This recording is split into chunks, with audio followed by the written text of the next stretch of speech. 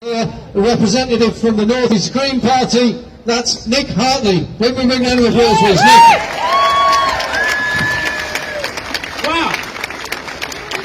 What a magnificent turnout on what unfortunately is an incredible dark time for democracy. Hi, I'm Nick Hartley. I'm standing for the Green Party in Newcastle East in the event of a snap election. Look, good to see you all.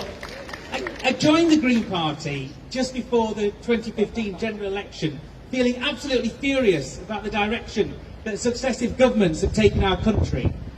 The toxic austerity policies of the last decade are responsible for exacerbating the mental health crisis that I see every day in my work as a clinical psychologist in the NHS. Cuts to public services, the loss of secure and meaningful work, and a broken benefit system has led to rising levels of hopelessness, powerlessness and mistrust in our society. Rather than listen to this, the likes of Boris Johnson and Nigel Farage undoubtedly see a no-deal Brexit as an opportunity to push this agenda further.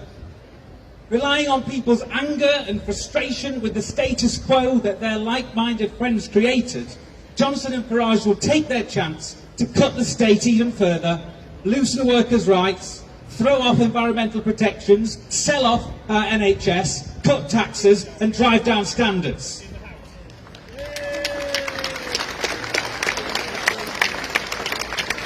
This is in direct opposition to the reasons why so many Leavers voted Brexit. Understandably fed up of centralised power, decisions being taken in Westminster on behalf of regions like up here in the North East that it seemed they didn't understand anything about and probably didn't care much about either.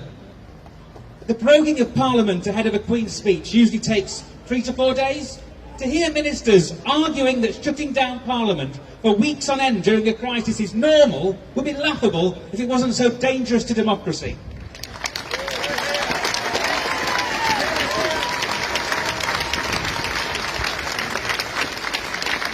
And talking about democracy, in a recent poll, 71% of people stated that the climate crisis is of much greater concern to them than leaving the EU. Now, absolutely. And, you know, the last 2 weeks have shown that the EU can work together to challenge climate threats. As the world's largest trading bloc, they have the ability, through the recently agreed trade deal with the South American countries, to put serious pressure on Brazil to cease its devastating deforestation campaign, protect the Amazon rainforest, the lungs of the earth. And you know what we did? Lucky Britain, last week reduced to sending a trade minister to Brazil to beg for business at any cost. It's ridiculous. And it's clear that more democracy, not less democracy, is the only way to successfully navigate this Brexit chaos. The government must be scrutinised by Parliament as much as possible. Our Parliament must be scrutinised by the people as much as possible. And this is why the Green Party has been calling for citizens' assemblies and a more proportional electoral system, as well as better representation for regions like ours. We need a vision to tackle the powerlessness, insecurity and marginalisation that so many in our society face, and which a no-deal Brexit will only make worse, especially for the poorest in our society and those who rely most on workers' rights. We need investments in our schools, hospitals and social security. The Green Party has always argued for this, contributing to the original Green New Deal in 2008 as an alternative to the devastating and self-defeating cuts introduced after the financial crash. And this is now the second time in a row that the Conservative Party have foisted a leader on the country without calling an immediate general election. Well, we need one now.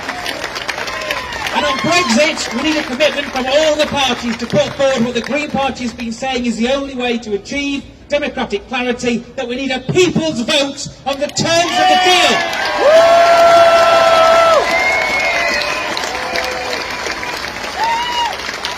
So, come on Boris, stop the coup, call an election and let people really take control. Yeah!